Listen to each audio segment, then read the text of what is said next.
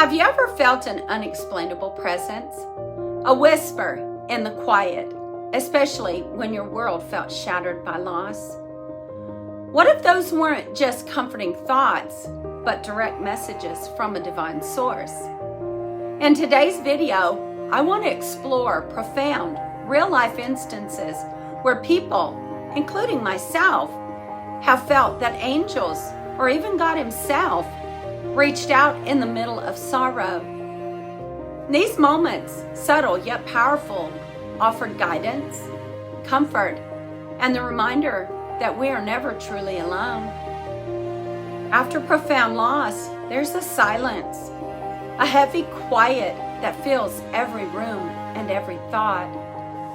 I remember those early days after losing my son Logan, how still everything felt. The world moved on, but it was like I was left with an ache that seemed endless. And in that silence, there was a yearning. Lord, give me a sign. Whisper to me. Show me that I'm not alone. I think this is something universal. And deep down, all of us crave a reminder from heaven when grief leaves us feeling abandoned. And over the years, I've heard countless stories and experienced many myself of unexplainable things that happened after loss. A specific song playing at just the right moment. A familiar scent like perfume or cologne filling a room where no one else was. A butterfly landing in an unexpected place, or a feather appearing out of nowhere. The world might call it coincidence, but for those of us who've lived through deep grief, we know it feels like more. It feels like communication, gentle reminders from God or from the angels that He sends that love still surrounds us. And some of the most powerful messages come in our dreams.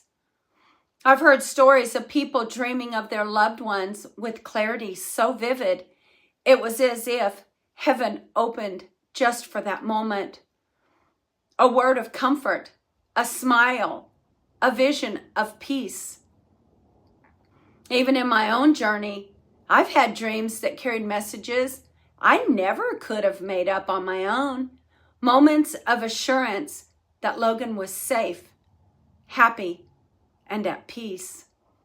The Bible reminds us that God often speaks through dreams. So why wouldn't He use them to comfort us in grief? Then there are those moments of divine timing.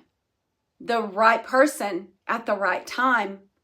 One who shows up when you're at your lowest. A stranger who says just the right words that you needed to hear. A friend who calls out of the blue, unaware that you were about to break.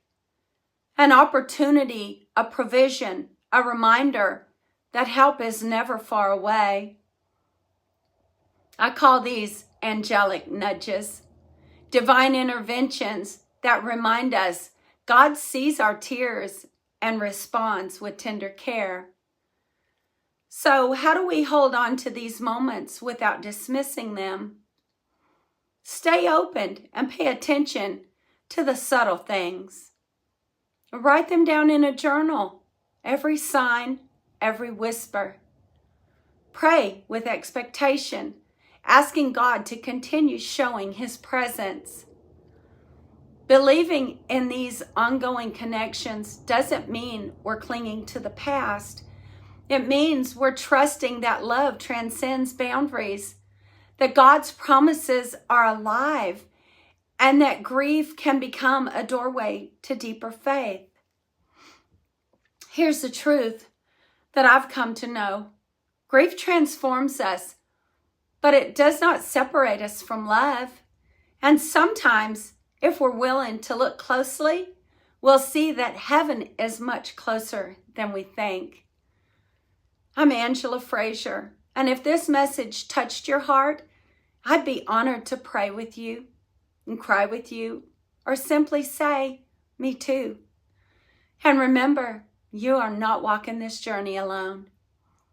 Get your free devotional journal, Beauty in the Valley, inspired by Logan's journey home at the link below. With love always, Angela and Logan.